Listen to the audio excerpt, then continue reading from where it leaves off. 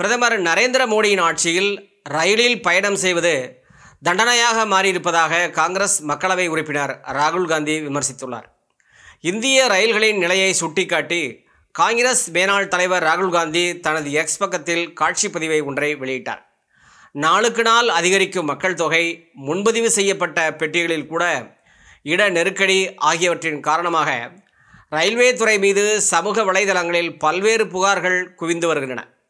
முன்பதிவு இல்லாத பெட்டிகளில் நூற்றுக்கணக்கானோர் ஒரே நேரத்தில் குவிந்து வரும் காட்சிப்பதிவுகளும் வெளியாகி அதிர்ச்சியை ஏற்படுத்தியுள்ளன.